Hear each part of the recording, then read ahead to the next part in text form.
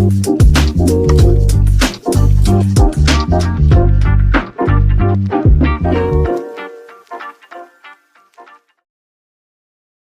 proporsionalitas penegakan hukum. Menurut pandangan hukumnya, tindakan penjemputan paksa di kediaman tersangka terkesan mengabaikan prosedur pemanggilan patut secara tertulis yang diatur dalam KUHP. Ia menilai model eksekusi represif mendadak seperti itu tidak tepat jika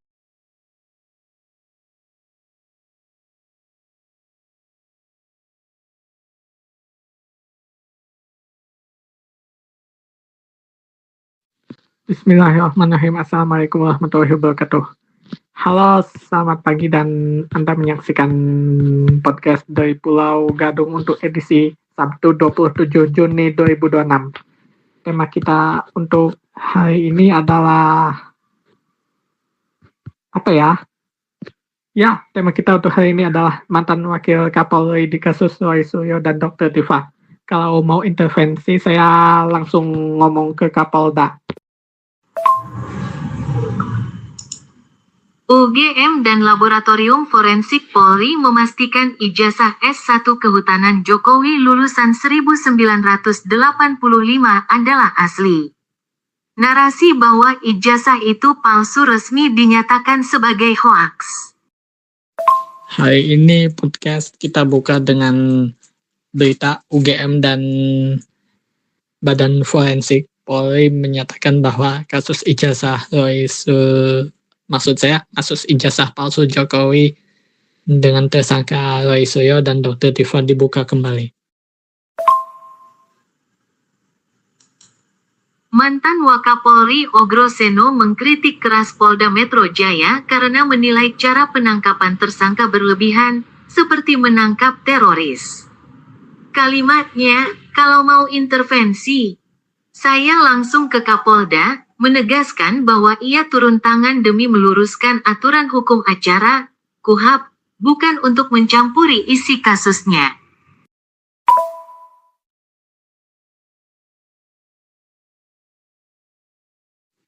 Roy dan Dr. Tifa memang walau dijadikan tersangka namun mereka tidak ditahan, hanya menjalani wajib lapor seminggu sekali ya. Ya betul sekali, akibat menyebarkan fitnah tersebut, Roy Suryo dan Dr. Tifa dipidanakan atas dugaan pencemaran nama baik, UU ITE, dan berkas kasusnya sudah lengkap, P21, untuk disidangkan.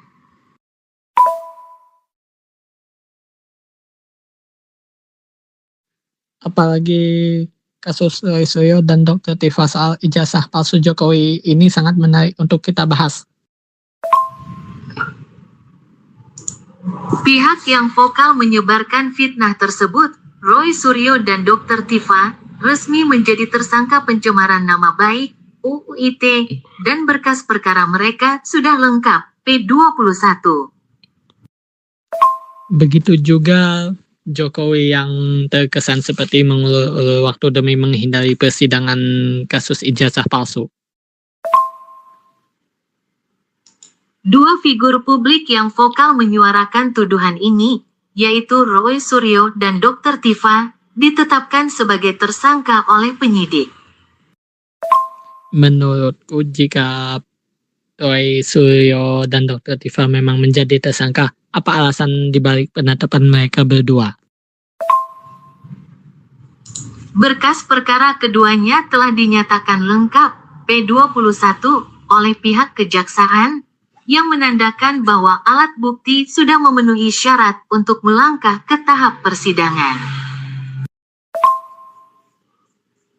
Karena tuduhan tersebut terus digulirkan secara masif di media sosial tanpa bukti baru yang sah, kasus ini beralih menjadi perkara pidana murni atas dugaan pencemaran nama baik dan pelanggaran UU ITE.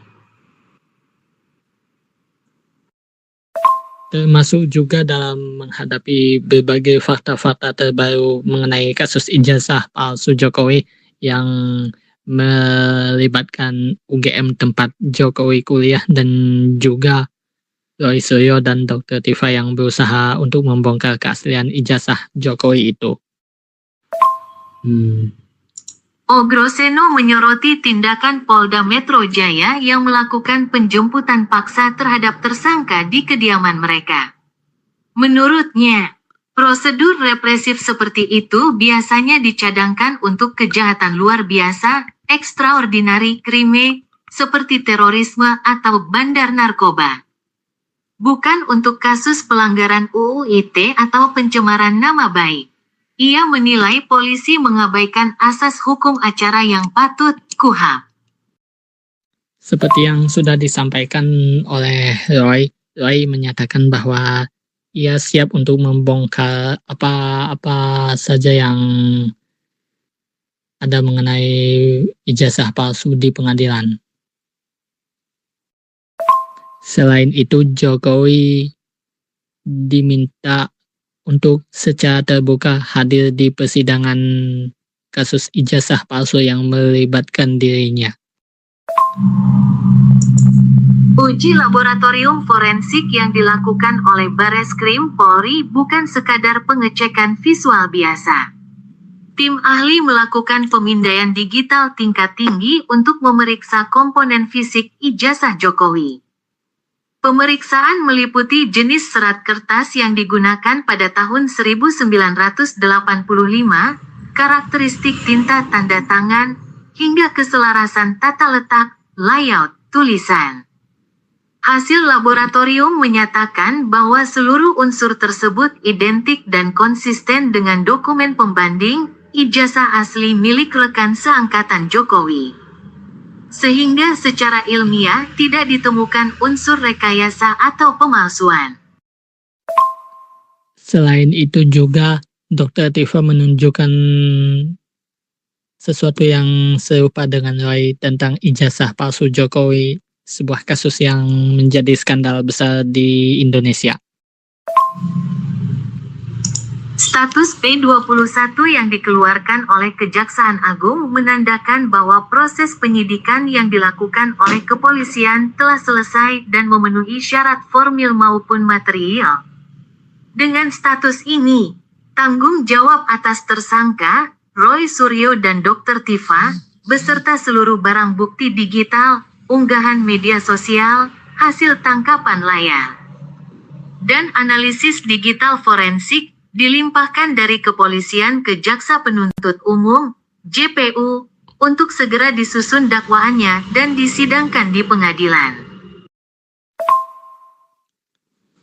Langkah-langkah Roy Suryo dan Dr. Tifa ini didukung pula oleh mantan Wakapolri Jenderal Purnawirawan Ogroseno yang menyatakan bahwa kalau tidak ada, saya langsung ngomong ke Kapolda Metro Jaya tentang ijazah palsu Jokowi. Sebelum berkas dinyatakan lengkap, sempat terjadi dinamika terkait penahanan kedua tersangka. Pihak kuasa hukum Roy Suryo dan Dr. Tifa mengajukan permohonan penangguhan penahanan dengan jaminan bahwa klien mereka tidak akan melarikan diri, tidak menghilangkan barang bukti, dan akan kooperatif. Dikabulkannya penangguhan ini sempat memicu perdebatan di masyarakat. Sebagian menilai aparat bersikap selektif. Sementara sebagian lain melihatnya sebagai hak subjektif tersangka yang diatur dalam hukum. Namun, penangkapan kembali dilakukan menjelang pelimpahan tahap 2 demi kepastian penyerahan fisik ke kejaksaan.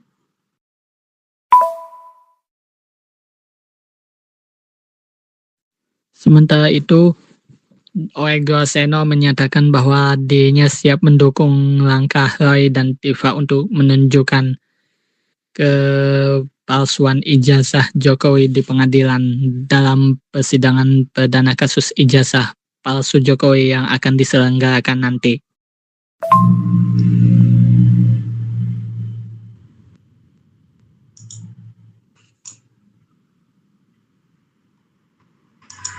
Sebelum berkas dinyatakan lengkap, sempat terjadi dinamika terkait penahanan kedua tersangka.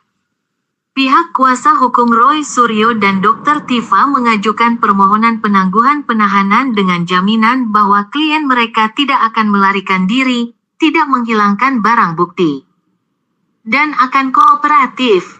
Dikabulkannya penangguhan ini sempat memicu perdebatan di masyarakat, sebagian menilai aparat bersikap selektif.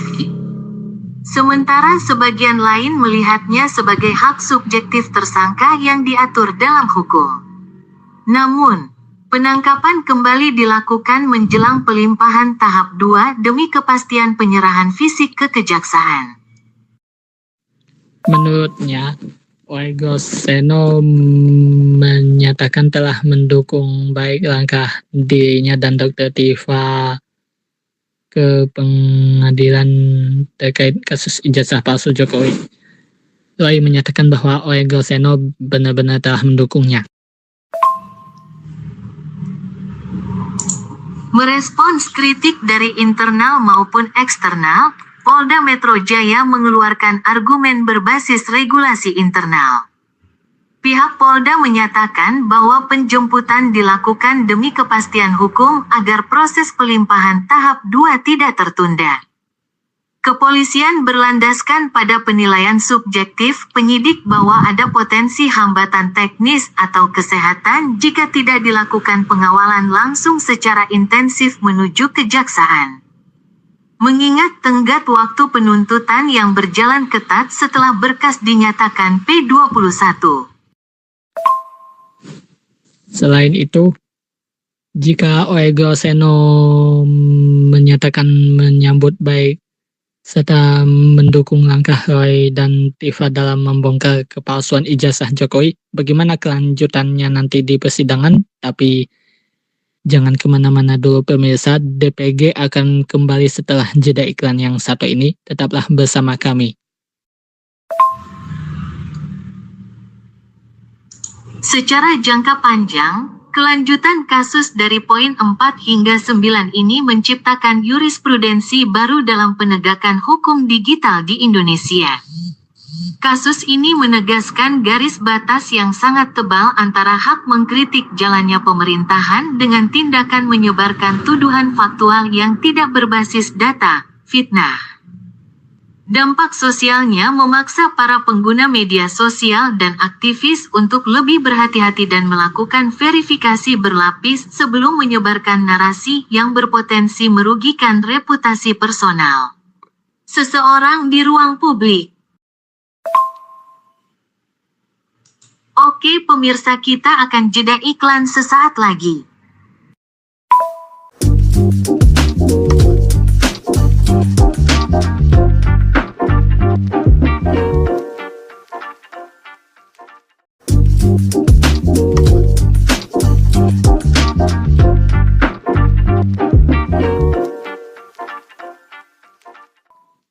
Anda kembali lagi di DPG dan kita akan memasuki inti utama. Apa saja inti utama yang akan kita bahas hari ini?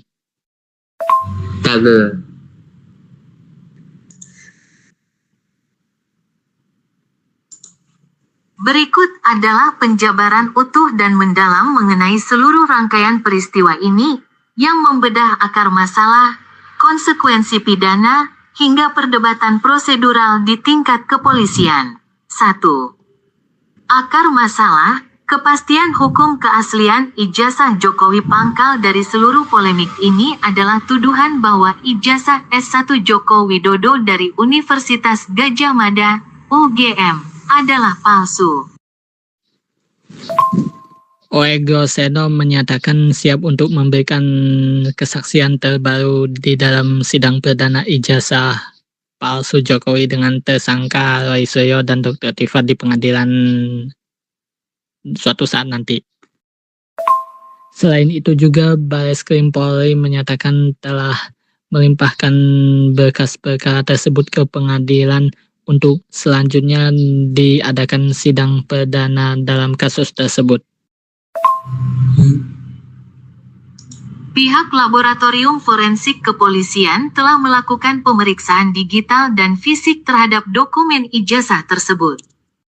Hasilnya menyatakan bahwa format, jenis tulisan, font, karakteristik kertas, serta tanda tangan pejabat kampus pada ijazah Jokowi identik dengan ijazah asli milik rekan-rekan satu angkatannya.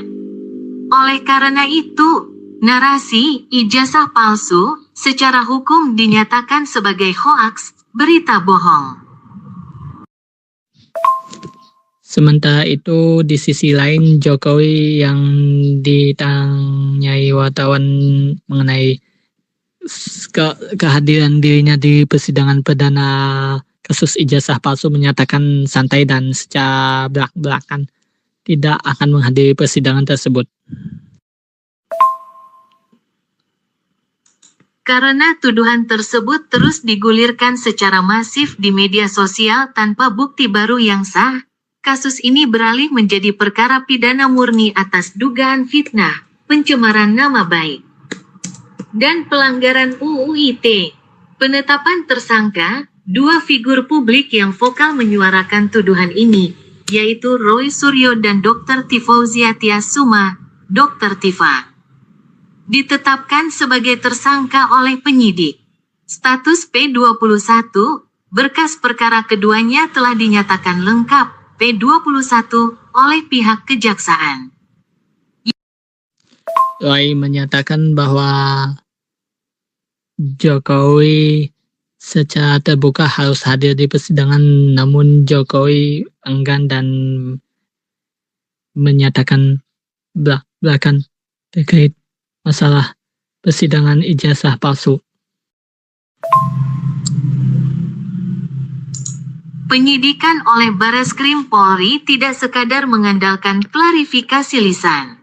Tim laboratorium forensik melakukan uji fisik dan digital terhadap dokumen ijazah S1 Jokowi.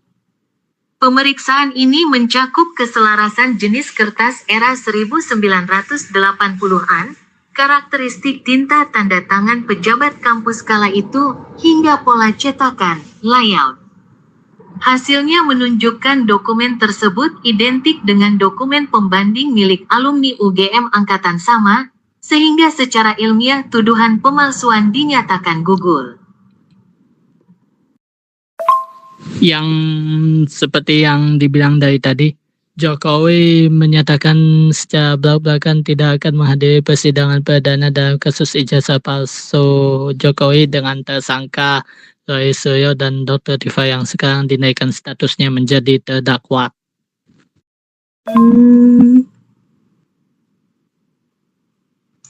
Status P21 yang diterbitkan oleh Kejaksaan menandakan bahwa seluruh berkas penyidikan dari kepolisian terhadap Roy Suryo dan Dr. Tifa telah dinyatakan lengkap, baik secara formil maupun material. Hal ini menjadi titik balik penting di mana seluruh barang bukti, seperti unggahan media sosial dan hasil analisis digital forensik, serta tanggung jawab penahanan tersangka resmi dilimpahkan ke jaksa penuntut umum, JPU, untuk masuk ke tahap persidangan. Roy dan Dr. Tifa dianggap sebagai pejuang yang membela kebenaran dan menunjukkan kebenaran-kebenaran terbaru terkait kasus ijazah palsu yang melibatkan Jokowi. Sebelum berkas dinyatakan lengkap, sempat terjadi perdebatan hukum mengenai penahanan kedua tersangka. Pihak kuasa hukum sempat mengajukan penangguhan penahanan dengan alasan klien mereka akan kooperatif dan tidak menghilangkan barang bukti. Dinamika ini sempat memicu pro kontra di masyarakat terkait subjektivitas penyidik, sebelum akhirnya penahanan intensif kembali dilakukan menjelang pelimpahan tahap 2 ke Kejaksaan. Seperti yang sudah disebutkan, Roy Suryo dan Dr. Tifa menyatakan bahwa dirinya siap untuk menjalani persidangan perdana di pengadilan suatu saat nanti untuk menunjukkan bukti terbaru kasus ijazah palsu Jokowi yang sekarang sedang trending di Indonesia. Kritik mantan Wakapolri Ogro Seno berfokus pada asas proporsionalitas penegakan hukum. Menurut pandangan hukumnya, tindakan penjemputan paksa di kediaman tersangka terkesan mengabaikan prosedur pemanggilan patut secara tertulis yang diatur dalam KUHP. Ia menilai model eksekusi represif mendadak seperti itu tidak tepat jika diterapkan pada kasus sengketa informasi, IT, melainkan lebih cocok untuk kejahatan luar biasa, extraordinary crime. Sekarang kita masuk ke bagian yang kedua dari inti utama tentang masalah ijazah palsu Jokowi yang sekarang menjadi trending.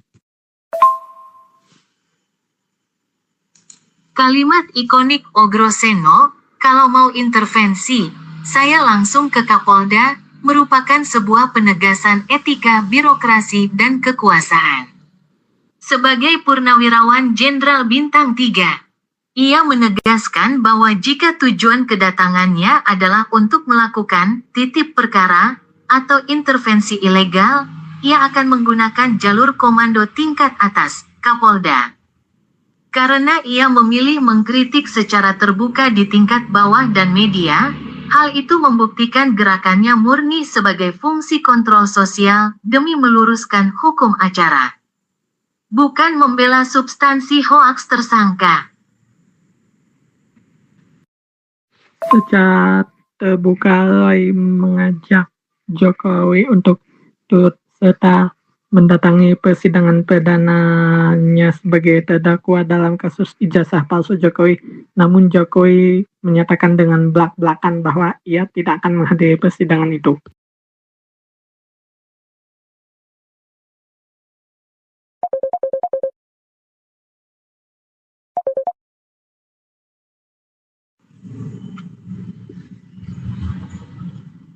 Merespons kritik tersebut, pihak Polda Metro Jaya menyatakan bahwa seluruh tindakan penangkapan dan penahanan telah bergerak di atas koridor SOP yang sah. Polisi berargumen bahwa langkah tegas tersebut diambil demi kepastian hukum, guna memastikan proses penyerahan fisik tersangka ke kejaksaan, tahap 2, berjalan lancar tanpa hambatan teknis ataupun potensi ketidakhadiran tersangka. Penyidik mengatakan bahwa berkas perkara kasus ijazah palsu Jokowi dengan tersangka Roy Suryo dan Dr. Tifa sudah disiapkan untuk diberikan kepada pengadilan. Untuk selanjutnya pihak pengadilan akan mengadakan sidang perdana. Secara jurisprudensi, kasus ini mempertegas garis pembatas di ruang digital Indonesia. Pengadilan dan penyidik memisahkan secara tegas antara hak warga negara untuk memberikan kritik terhadap kinerja pejabat publik yang dilindungi undang-undang dengan tindakan menyebarkan tuduhan faktual palsu secara berulang, fitnah, yang menyerang kehormatan personal seseorang. Kembali lagi, Roy dan Dr. Tifa sudah siap untuk menghadiri sidang pengadilan di Pengadilan Negeri Jakarta Selatan terkait kasus ijazah palsu Jokowi. Kasus ini memicu terbentuknya aliansi penasihat hukum yang secara khusus memberikan pendampingan kepada Roy Suryo dan Dr. Tifa. Gerakan ini mencoba membawa narasi di ruang publik bahwa kasus ini adalah bentuk pembatasan ekspresi.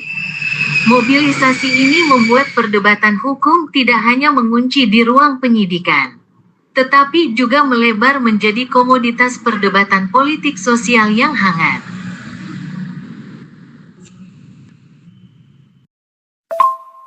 Kita beralih ke berita lain tentang Razman, salah satu Temur alias anak buah Jokowi, menjadi tersangka dan ditahan langsung oleh Polda Metro Jaya terkait kasus ujaran kebencian kepada pengacara terkenal Hotman Paris Hutapea. Bagi Universitas Gadjah Mada, UGM, Polemik yang terus digoreng di media sosial ini membawa dampak pada manajemen reputasi pengarsipan kelulusan mereka. Meskipun rektorat telah mengeluarkan data otentik, serangan siber dan pembentukan opini memaksa UGM dan universitas lain di Indonesia untuk mempercepat digitalisasi arsip-arsip kelulusan lawas agar tidak mudah dijadikan celah konspirasi di masa depan. Selain itu, Jokowi menganggap bahwa ditangkapnya dan ditahannya Lazman Nasution tentu merupakan pukulan pertamanya bagi dirinya, karena salah satunya Lazman sempat berantem dengan Roy Suryo di acara televisi yang dipimpin Aiman. Inti lain dari meluasnya kasus ini adalah peran ruang gema, echo chamber, yang dibentuk oleh algoritma media sosial. Unggahan dari para tersangka mendapatkan traksi tinggi karena algoritma platform cenderung mendorong konten kontroversial ke hadapan kelompok pengguna yang memiliki bias politik serupa. Sehingga disinformasi mengenai ijazah tersebut tetap dipercaya oleh sebagian kelompok meskipun bukti resmi sudah dipaparkan.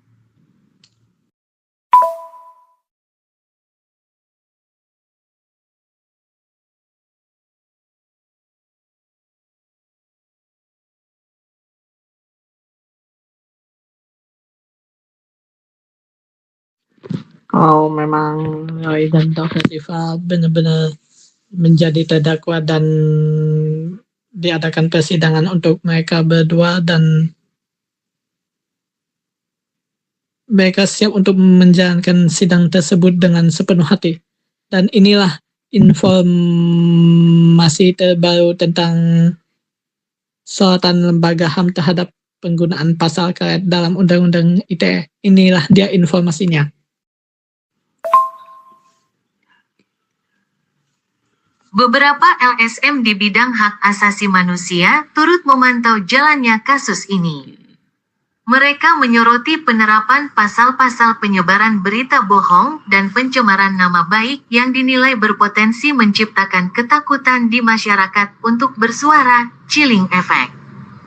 Fokus perdebatannya adalah mencari titik keseimbangan antara menjaga nama baik seseorang dengan perlindungan hak konstitusional warga untuk menguji informasi. Beberapa lembaga swadaya masyarakat di bidang HAM mengeluarkan sorotan mereka masing-masing mengenai penggunaan pasal karet dalam Undang-Undang Informasi dan Transaksi Elektronik. Mereka menyoroti penerapan pasal-pasal penyebaran berita bohong dan pencemaran nama baik yang dinilai berpotensi menciptakan ketakutan di masyarakat untuk bersuara. Fokus perdebatannya adalah mencari titik keseimbangan antara menjaga nama baik seseorang dengan perlindungan hak konstitusional warga untuk menguji informasi. Kritik Ogroseno memicu diskusi di kalangan akademisi hukum mengenai perbandingan hukum acara, comparative law. Banyak ahli membandingkan bagaimana negara-negara demokrasi maju menangani kasus dugaan pencemaran nama baik kepala negara, di mana penyelesaiannya cenderung diarahkan melalui gugatan perdata, ganti rugi, atau pemanggilan sukarela, bukan penangkapan fisik yang agresif di awal penyidikan.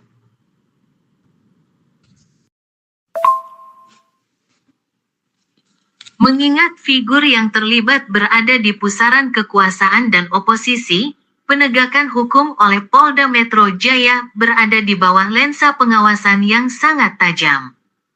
Kritik dari internal purnawirawan seperti Ogroseno menjadi alarm agar Polri benar-benar menjaga independensinya. Karena kesalahan prosedur sekecil apapun akan dibaca publik sebagai tindakan tebang pilih atau alat politik kekuasaan. Sementara itu juga di kubu Jokowi menganggap bahwa ijazah palsu miliknya memang dinilai asli oleh sebagian pihak pendukung Jokowi. Dari sisi dampak kebijakan publik, kegaduhan nasional ini menjadi katalisator bagi Kementerian Pendidikan untuk mempercepat implementasi sistem penomoran ijazah nasional, PIN, berbasis digital, SIVIL, serta menjajaki teknologi blockchain. Kasus ijazah Jokowi menyadarkan pemerintah bahwa metode pengarsipan fisik era 1980-an sangat rentan dipolitisasi jika tidak dimigrasikan ke sistem verifikasi digital satu pintu yang transparan. Sebagian pihak merasa puas dengan penangkapan dan penahanan Razman oleh polisi, namun mereka belum puas jika polisi belum mampu menangkap Sylvester yang sudah buron selama 2 tahun dan sudah memiliki kekuatan hukum tetap untuk penahanan. Kenapa belum juga ditangkap? Ogroseno melihat adanya indikasi pemaksaan pasal hukum oleh penyidik agar para terlapor, tersangka, seperti Roy Suryo, bisa langsung ditahan secara fisik. Selain itu, polisi juga berusaha untuk menangkap Sylvester namun belum juga berhasil sehingga menimbulkan kritik tajam di masyarakat.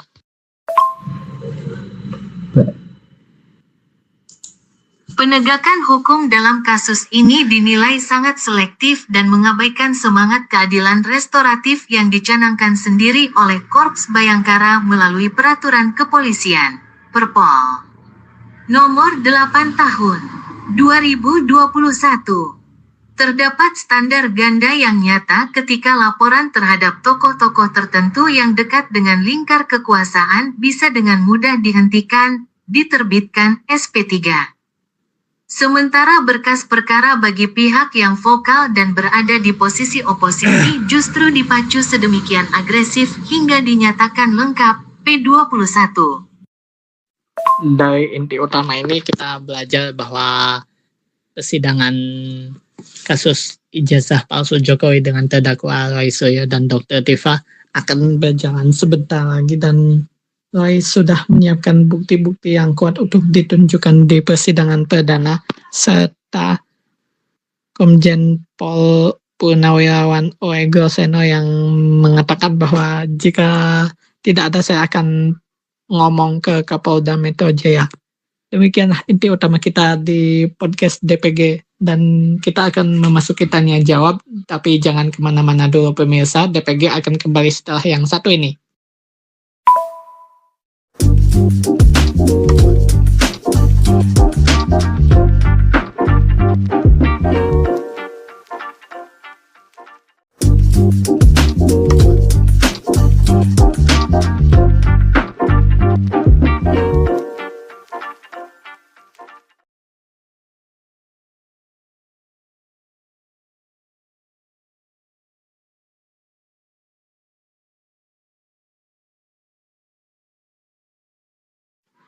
Kembali lagi di DPG dan kita akan masuk ke tanya jawab. Apa saja pertanyaan yang ingin disampaikan?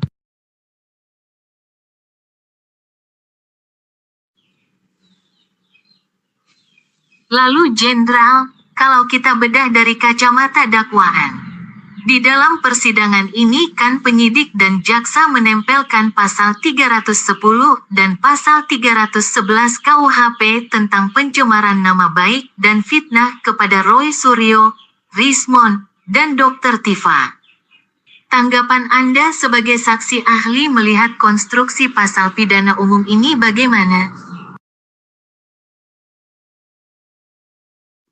Terkait dengan kasus ijazah palsu Jokowi yang akan dihadirkan di dalam sidang perdana, Roy menyatakan bahwa dirinya siap untuk mengikuti sidang tersebut dengan semangat.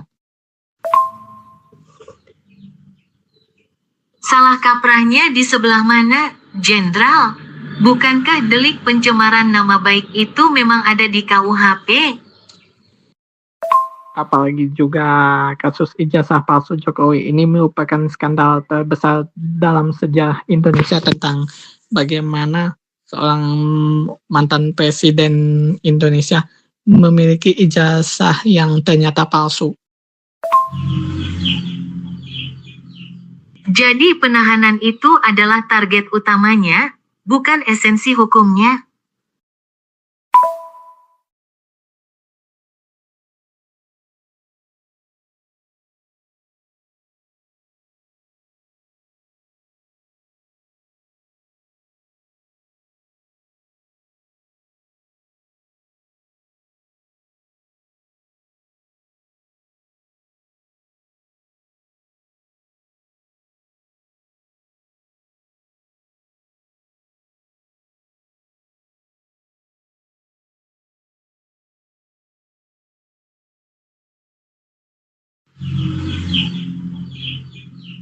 Jadi penahanan itu adalah target utamanya, bukan esensi hukumnya.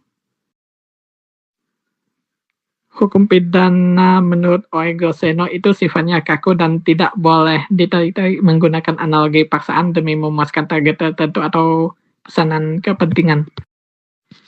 Memaksakan delik pidana umum demi mengunci kemerdekaan fisik orang-orang yang mengkritik di balik jeruji besi adalah bentuk kemunduran dari hukum acara.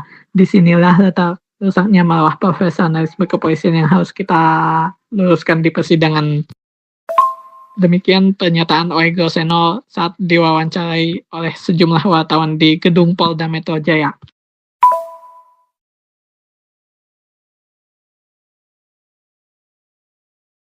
Kita akan masuk ke kesimpulan sebelum menutup DPG untuk hari ini. Apa kesimpulannya?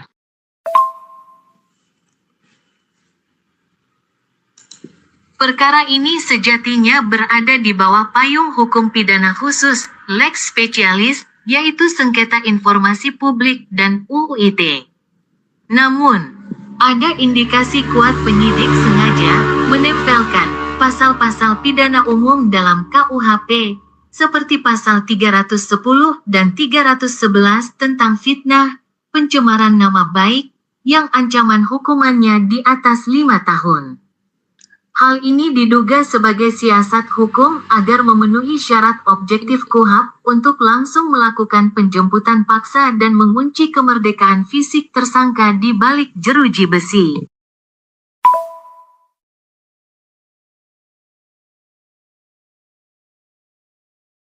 Kesimpulan kita hari ini adalah pernyataan Oegoseno yang menyatakan bahwa jika tidak ada ijazah palsu Jokowi atau kasusnya yang akan dibicarakan di pengadilan, saya akan bicarakan dengan Kapolda Metro Jaya, katanya kepada sejumlah wartawan. Dan sidang perdana kasus ijazah palsu Jokowi dengan terdakwa Roy Suryo dan Dr. Tifa akan dimulai beberapa hari lagi. Baik, demikianlah DPG untuk edisi Sabtu 27 Juni 2006. Kita akan bertemu lagi di DPG untuk edisi yang akan datang. Terima kasih semuanya, dan wassalamualaikum warahmatullahi wabarakatuh. Oke, baik pemirsa, demikian podcast DPG kali ini. Tim DPG Podcast kami pamit, sampai jumpa.